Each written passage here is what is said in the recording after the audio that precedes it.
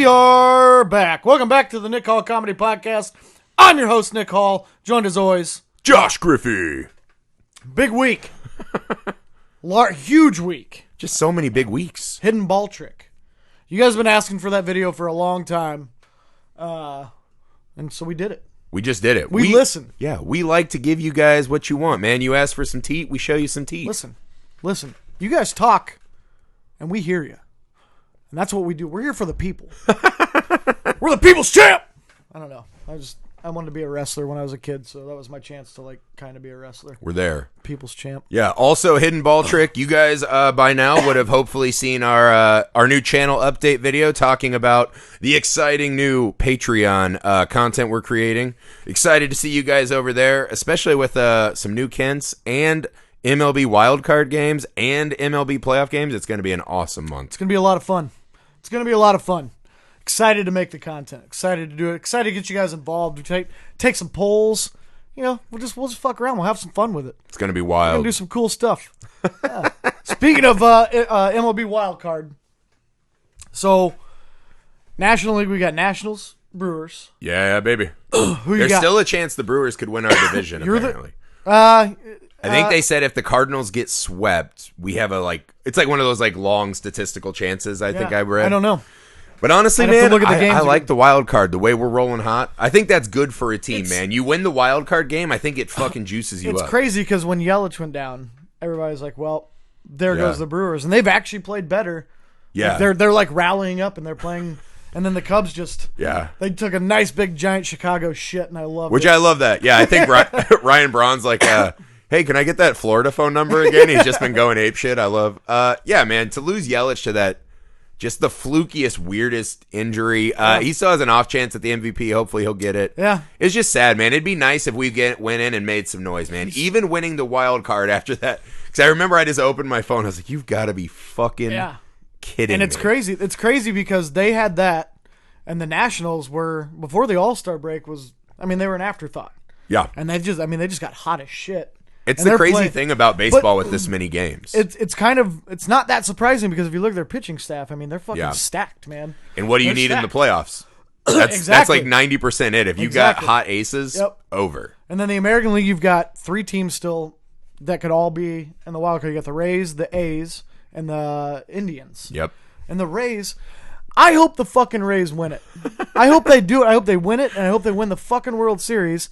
And during their parade, they just walk around flipping off the entire city of St. Pete and Tampa. Because those dudes, they win 90 games a year.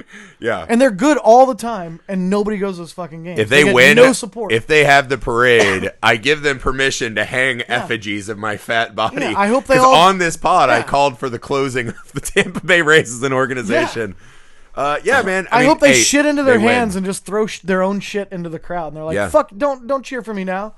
I'll be honest. As much as I don't like to be wrong for all of the internet to see, it'd be fun, man. Yeah, it would be a lot of fun. I'd root for him. I would too. But honestly, as far as here's my World Series picks.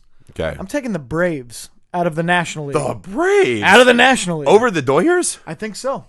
I think their pitching can hold up better than the Dodgers. The Dodgers just have that terrifying batting lineup, but that's always scary because you never know when that shit goes to sleep. And I'm taking Houston in the American League, just because that team is just unbelievable. So you're going both. You're going kind of long shots on both, right? No, the hands-on favorite has to be the Dodgers and the Red Sox again, right? No, not the Red Sox. The Red Sox aren't even. Oh, can't even make them. You're thinking of the Yankees. Damn. Yeah, the Yankees. God damn. My brain is addled. But the Astros have the best record in the majors, right? And then they've got Verlander, Garrett Cole. And Verlander, who just found the fountain of youth. 1, 2, 3. Good luck. Yeah. Good luck beating that in a series. God, you have to wonder if Verlander's just getting a little too high and he forgets his old man bod. He's killing it. He might win the Cy Young this year. Honestly, though, it is the Yankee problem, right? Is I prefer teams that are built on pitching staffs over. Home run is better for the regular season to watch. I agree. But when you get in the playoffs, and you get that buzzsaw of a good pitching staff. If you got guys that can get shut to 200 a series and they only get 2 home runs. Yeah, and the Yankees are good, and they have a decent pitching staff. I don't think they have enough not like that, to win a World Series. Not like Houston. No. And Houston can score, too. I mean, they could just go 3 starters. Yeah. And that's all you're going to face is just 3 studs. Yeah. just all the time. Every day it's like, oh, yeah, that was bad. Quick, make it worse. I mean, starters only have to go till the 5th inning now, and then it's like, oh, now you're gonna face these super freak arms. Yeah. Right? So, I'm excited to do the live streams of those. It'll be fun. Oh my god, talking some shit. I will be. By the way, if you sign up for Patreon and watch this game with us, prepare to see me pretty drunk. Yeah. Prepare to see me probably weeping whether we win or lose. I'm a crier at sports. It's going to turn into like some really petty arguments. I'm really looking forward to it. Yeah, it's going to. I actually don't like watching sports with other people. It's going to devolve for sure. Because my teams that I actually like, it's very like personal for me, and I don't like getting picked on. So it's going to be a rough stream for me. Yeah, I yell at TVs quite a bit. It's really mature. Shit. Do what you got to do, man. What else we got this week? We got Baker. We got Baker at it again, man. I'm really starting to love this guy. You know what?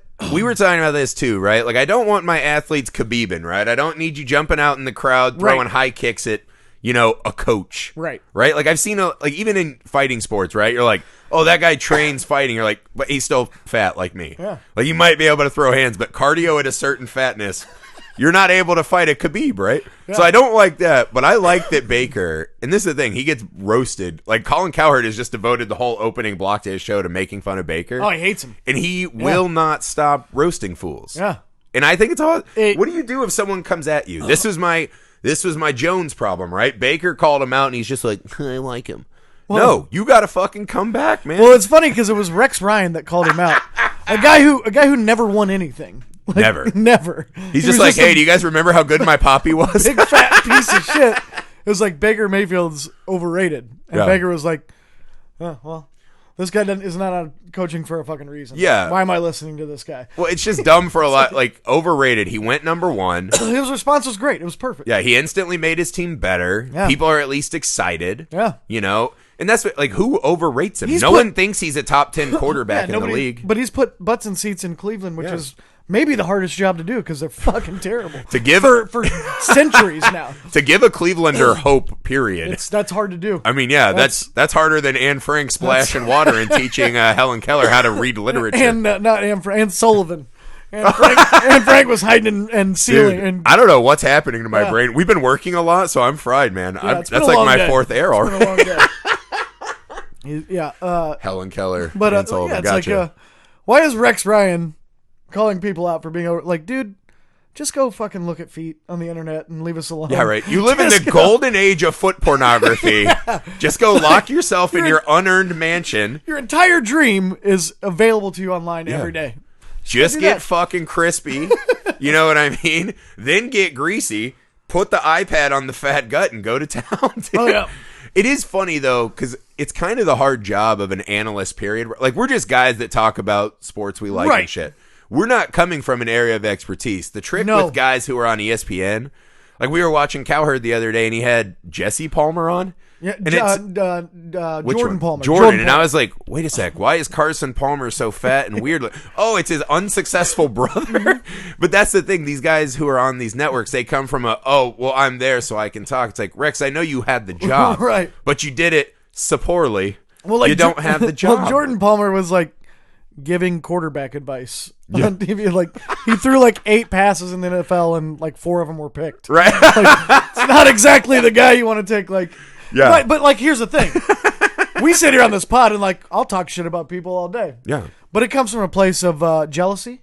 Yes. But their life is Pettiness. better than mine, so I hate them. Yeah. It's in no way do I could beat that guy. Like, no, I couldn't. Yeah, I could beat Ben Simmons in a shooting contest. I was like, you have made a decree. But he could out dribble me all day. If you win that, you get to start going on ESPN, I guess. He'd kill me in the layup line. I'm a bit of a free throw shooting expert.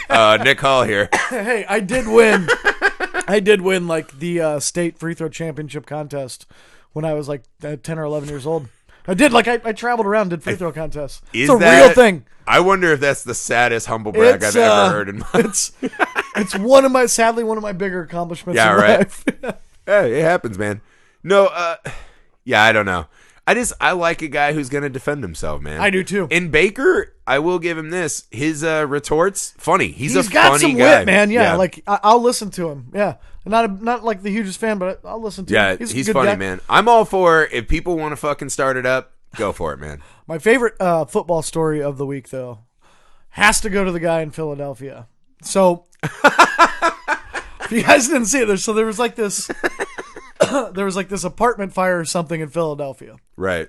And these guys go in and they save like a bunch of kids. And so this guy's like standing on the news, like some evening news or whatever, and they're interviewing him about how he saved these kids. And he's telling the story, and he's like, yeah, so like we saw the place on fire, we go in, and basically we just formed like this chain, and this, one guy would grab the kid and throw him out, and we'd catch him. And we'd catch it, and he goes, unlike Nelson Aguilar, and just tells this fucking heroic story and uses it as a platform to take a shot at a receiver on his favorite team because Philadelphia is the most savage fucking place to play sports in the history of the world. Fuck what people say about New York. New York's brutal. Chicago's brutal. Philadelphia is fucking... They throw batteries at people. They fucking threw batteries at Santa Claus and snowballs. Like, they're just assholes, man. This is the true test of savagery. What would they have done if one of the kids they were saving was Nelson Aguilar's kid?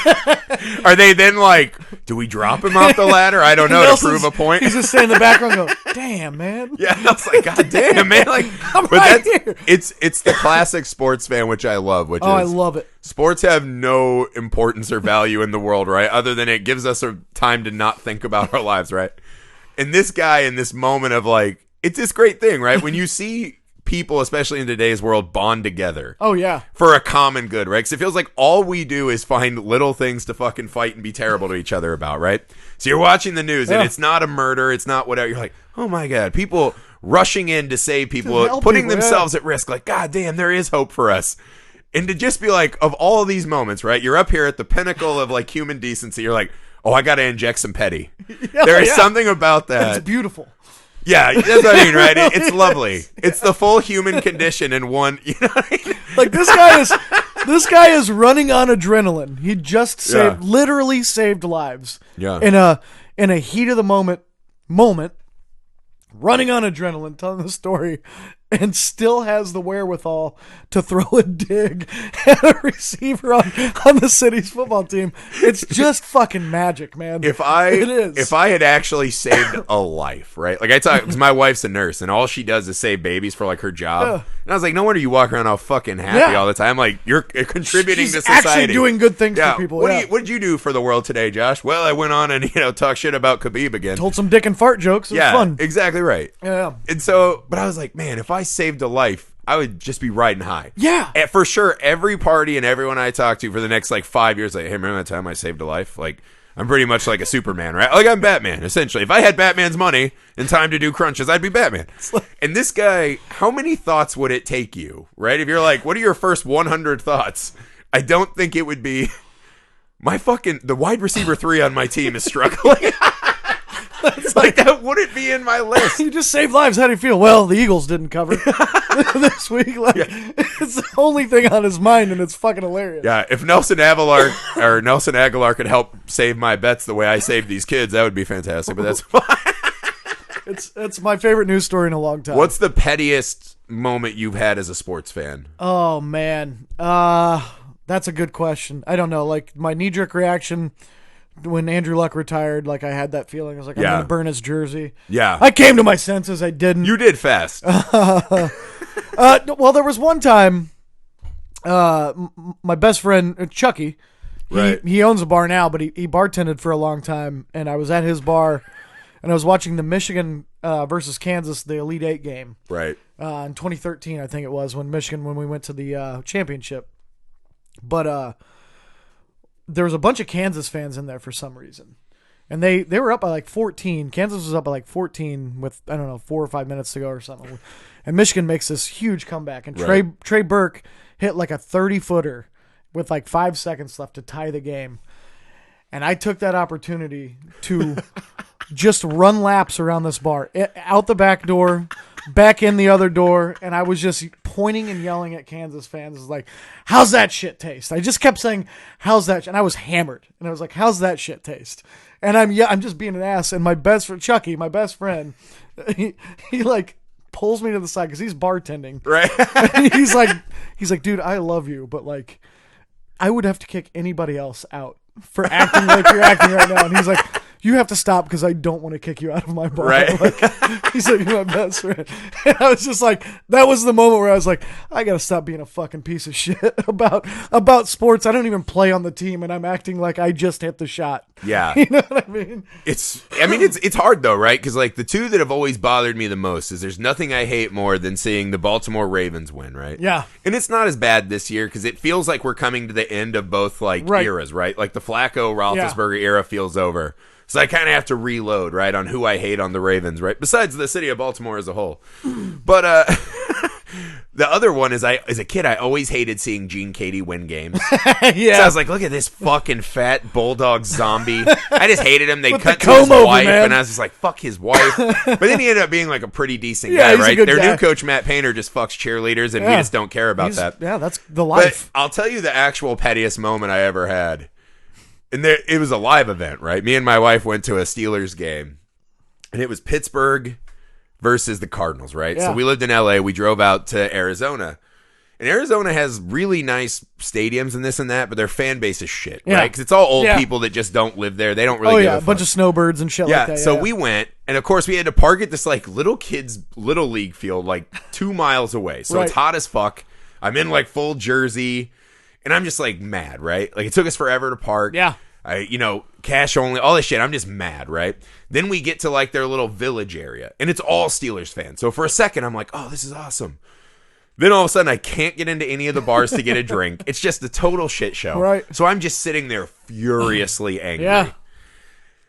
Then the game starts, and it's like 80% Steelers fans. So it's fun, right? You're like, all right, I'm a little into this. We start whipping their asses, right? Mike Wallace caught like a 95-yard touchdown. It was like the longest touchdown from scrimmage in, I think NFL history, our history. One of those like kind of miraculous one of the longer, plays. Yeah, and I had Wallace on my fantasy team, so I'm like revving it up, whipping the towel. By now, I got in the stadium, and since I couldn't drink outside, now I just told Amy, I was like, each of us are going to buy as many beers as they'll give us. Right. She doesn't drink, so I'm just housing beers, right? Right. So I've been back twice now, so I'm like at least 8 to 10 beers in. I don't even know. And about halfway, it gets pretty bad, right? Yeah. Like, we're rowdy as fuck. I'm with some other Steelers guys. Well, we turn around, there's this fucking ruckus. Like, what's happening? And near us, there's like the only 8 Cardinals fans there. And this fucking gigantic guy in a Cardinals jersey is just screaming at this other guy. Screaming at him. Yeah. And I was like, oh, fuck yeah. So I like crawl over people and I get in the crowd. And every time he drops like an insult, I'm like, woo! And I'm waving the terrible towel. And I was like, I should hit him with it, but he'll kill me.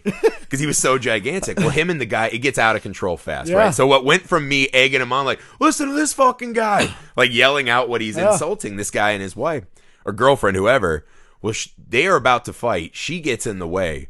And this Cardinals fan fucking punches her right in the face. And it's one of those moments where you go from fully drunk and rowdy to like, oh, fuck. Like, what have I just That been? adrenaline hits you, Oh, man. dude. Yeah, her nose explodes. And there's blood everywhere. And so you're sitting there, and I'm like, where's the comedy? Oh, God, no. Like, that's your first terrible thought is like, how can I use this? Oh, God, I'm witnessing a crime. Yeah. Next thing you know, a melee erupts. But the fucked up thing is it's all Cardinals fans. Like, every Steelers fan is just watching. It's fucking baffling. They're eating their own. And the pettiest part was after that, I went to they had like these 2-foot-long chili cheese dogs. Yeah. And I saw the 3 of them, like, right by the concession is where the cops had sat them. And I walked over. And I went to reach out my terrible towel, and they kind of looked at me, and I went, and I gave them like a "you got what you deserve" face. And it's like, why? The Cardinals were so bad, we just beat the shit out of them. But it was my like, you know what? Fuck the whole state of Arizona. But I felt petty because when I handed the towel out, because they all were bleeding now. Yeah. You saw this look of like, oh, someone's treating us like a human, and I immediately pulled it back and gave him the towel. I felt really.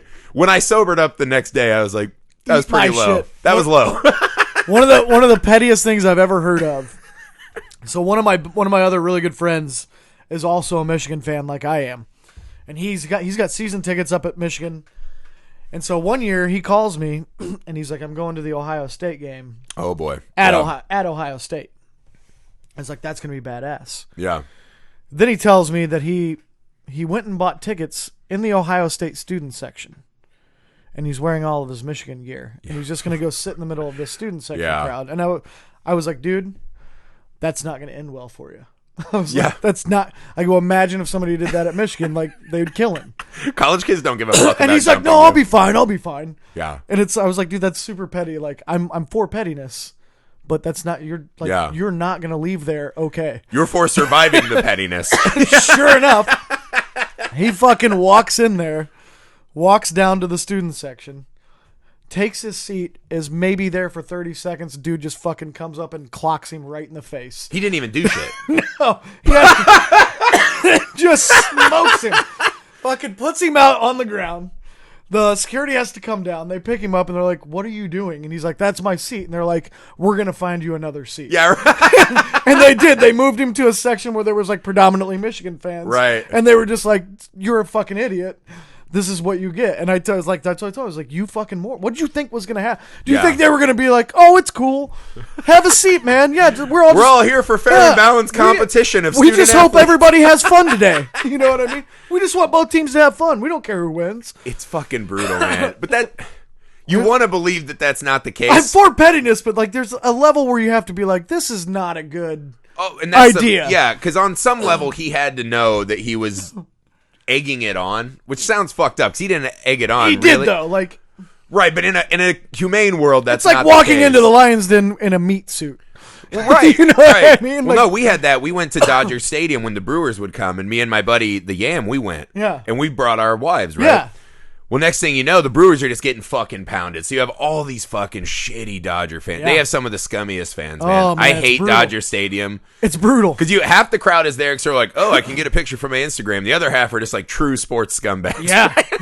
You know, no offense to all of LA. Just kidding. But we were sitting there, right? And we're in our Brewers jerseys. And we're like, fuck, this is unbearable. We're just getting pounded. They're talking shit. Well, next thing you know, we're just drinking our miseries away, right? Oh, yeah. And true Brewers fans, we're just like, oh, whatever. We'll just get drunk and watch. Crew. The game starts to turn, though. Sure. And late in I think it was the 7th inning, we had the go-ahead run come in, right? Yep.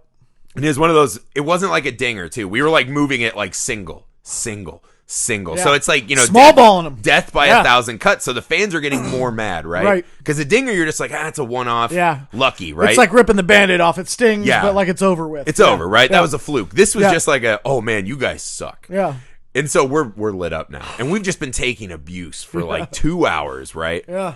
And we start talking. So next thing you know, I'm getting up like, yeah! And I'm egging it on. That's a mistake. And you just see my wife and his wife just be like, guys, what the fuck?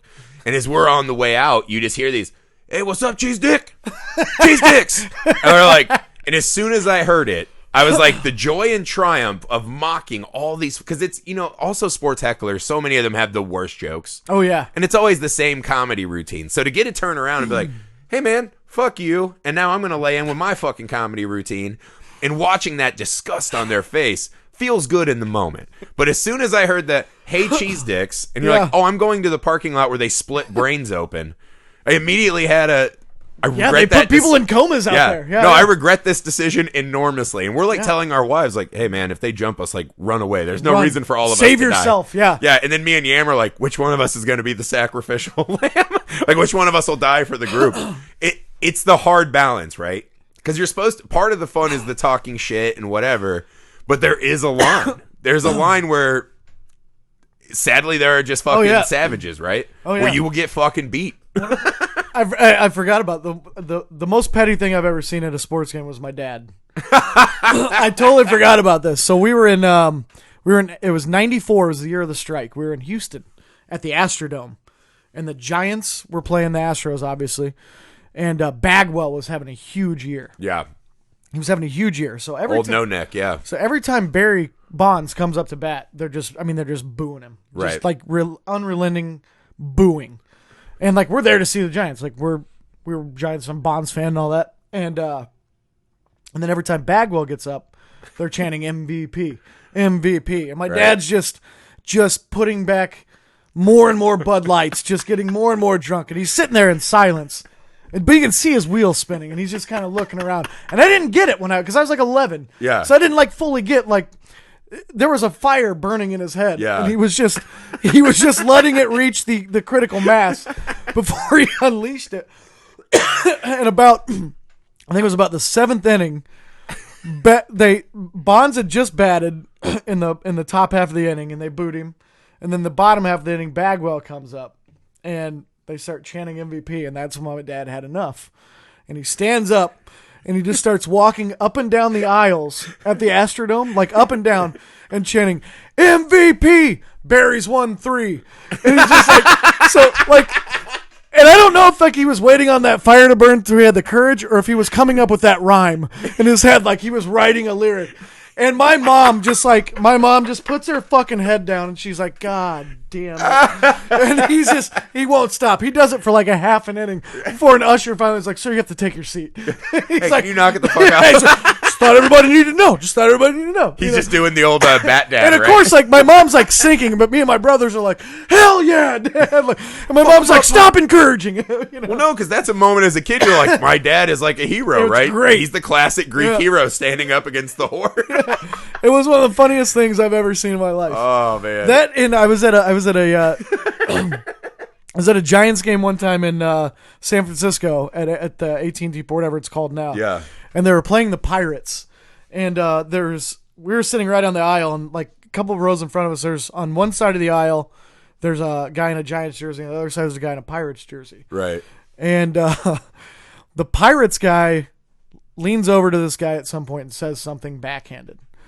And they're both hammered. And all the Giants guy can do, he just looks at him and he's trying to formulate a response, but all he does is he goes, "Yarr!" Just like makes a pirate noise. And the Pirates guy's like, oh, good one, you know. Well, then for like the next 3 innings, this guy just keeps getting drunker, and every like 2 seconds just keeps going, "Yarr!" like that to him. And I was like, dude, that's not a good comeback. Like, you're losing right now. Well, sure enough, after about 3 innings, the Pirates guy gets up, and they just start full-on fist fighting in the aisle. They get pulled apart by security. It's like, dude, that's the worst comeback ever. Yeah. Like, you can't just like say the pirate noise. Oh, well, that guy for sure. He went to his local watering hole, right, with him and the other divorced dads, and was like, and then I hit him with the 15th R. And his guys are like, nailed it, bro. Yeah, bro. That kind of behavior is only learned from other shitty friends telling you you're doing good. I'll tell you this, though. Pettiness in pro sports is pretty common, right? Because for some reason, these things matter a lot to us, right? I think that's the idea, right? It's the classic good and evil. You get real tribal about your shit.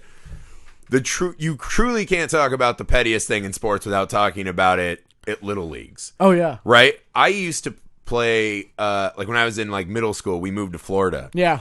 I saw more than one fist fight at a T-ball game. Oh, yeah. In Florida. Oh, yeah. That's the fucking worst, right? Oh, yeah. So the two that I remember, right, well, one was my dad. He was a coach, right? And he was like a hard ass. Right. My little brother was like a stud little league player.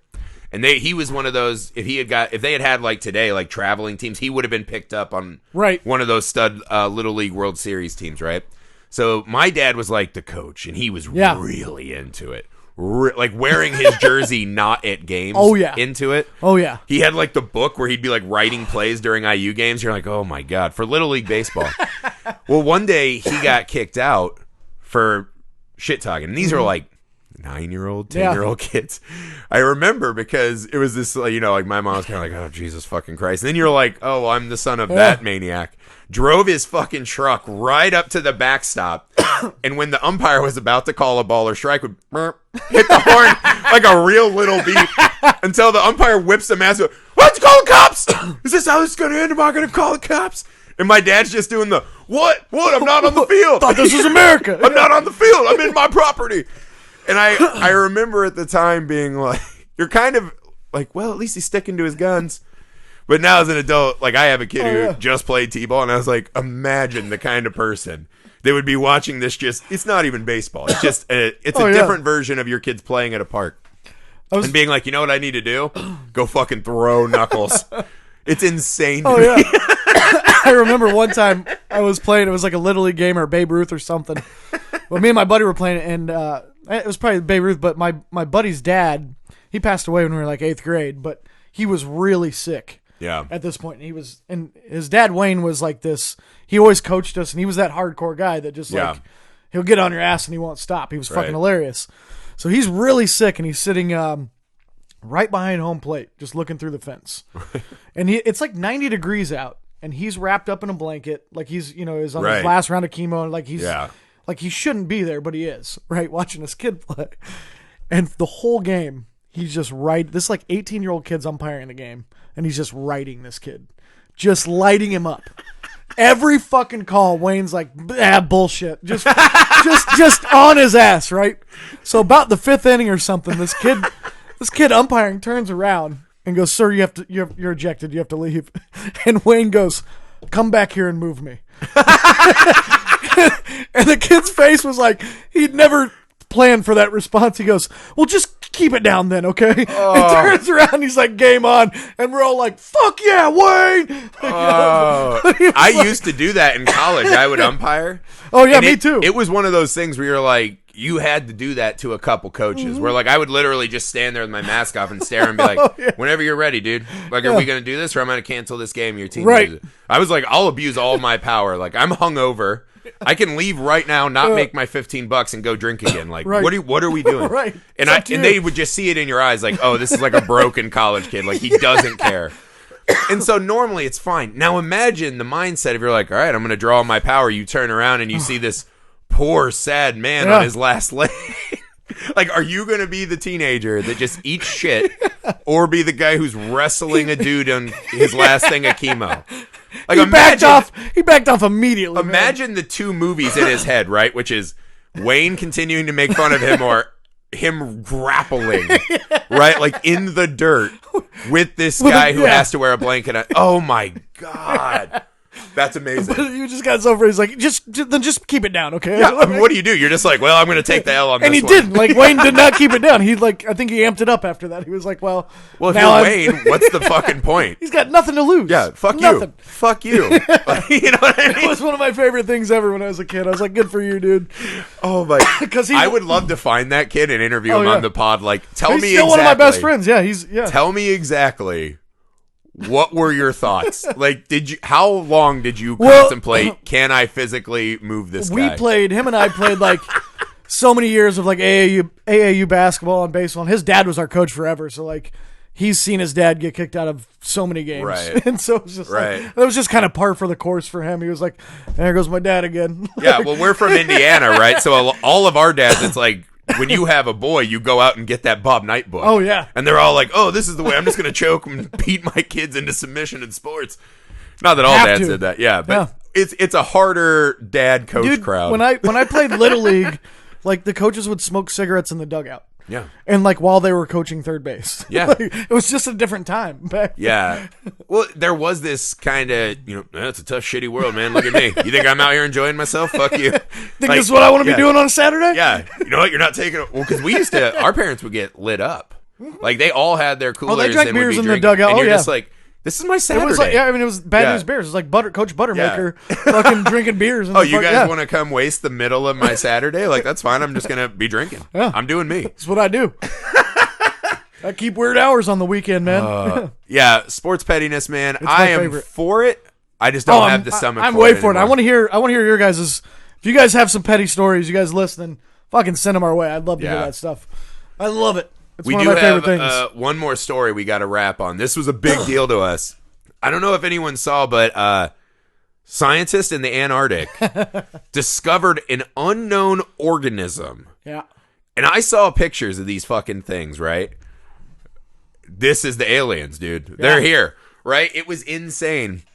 Because I didn't find it. The funny way I found out about it was Wolford Brimley. Yeah, on I saw Twitter. that in the tweet. Yeah. He retweeted, "Trust me, you don't want to do that." And I was like, what the fuck is he talking about? I was like, I thought it was a diabetes the thing. Stephen King movie that he did, right? Is that? No, it was The Thing. Oh, The Thing. That's right. John Carpenter. John Carpenter, yeah. Where they're up in the Antarctic and they open up and there's a spaceship underneath this organism. Well, it was trapped in the wolf. But anyways, I saw it and I was like, oh my fucking God. And it just looks like this weird little jellyfish thing, right? Yeah, it's strange. And immediately I was like, oh my God, that's fucking Lovecraft, right? The Mountains of Madness, where they go over the mountain and all of a sudden there's this ancient society with all these giant fucking squid organisms and aliens.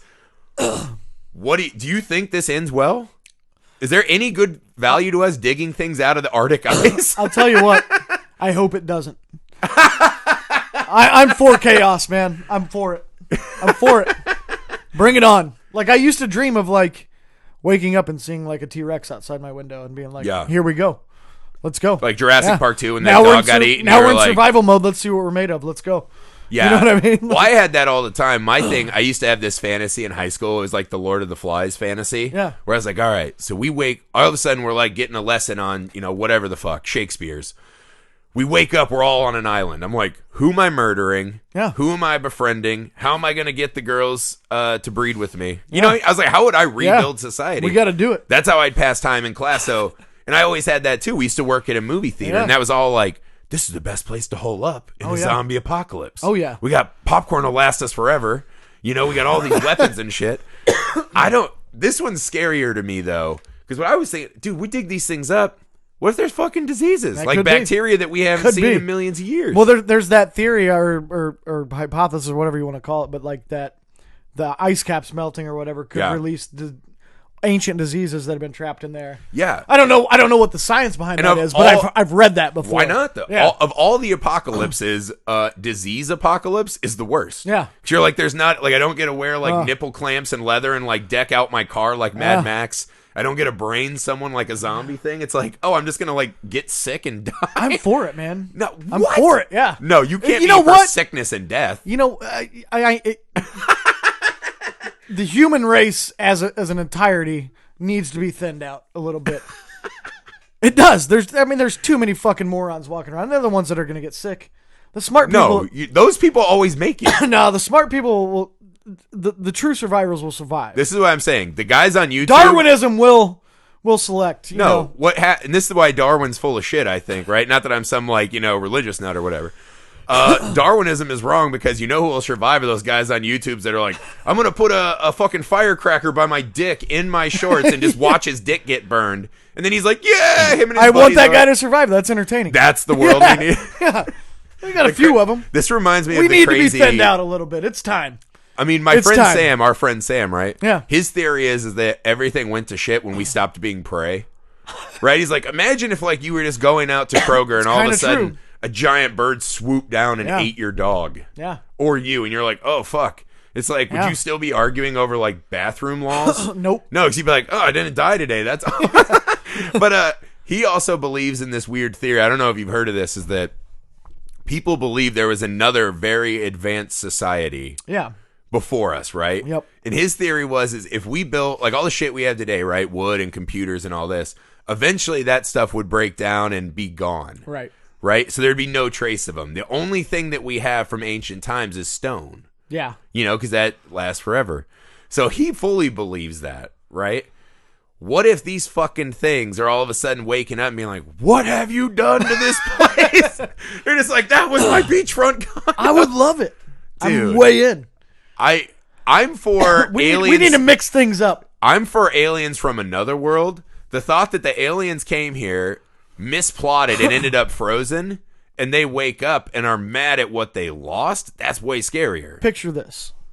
I will. We're out filming a Kent. Camera's rolling. Right. All of a sudden, fucking bomb one, and there's an alien standing over the fence, and he catches it. We get that shit on video. We're going super viral, man. But we got to survive first. This is a business opportunity for us, man. We need this. So you're for a massive extinction plague from the Arctic because, hey man, what if we get it on camera, man? What if we get it on camera?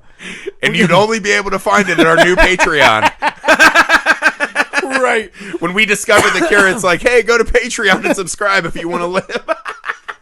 Oh, I love it. A shrewd businessman. I don't know. Hey, guys, look this up, though. This thing was little. Yeah. What if this is the fucking bait? What if this thing is, the fucking dick of one of these things? Yeah. Right? Like an 8-tentacled dick. And we're just like, oh, we found this alien. And then all of a sudden we keep digging. The guy goes up, did you just fucking thaw my dick out and you've been playing with it? What the fuck? And he's this giant alien warrior.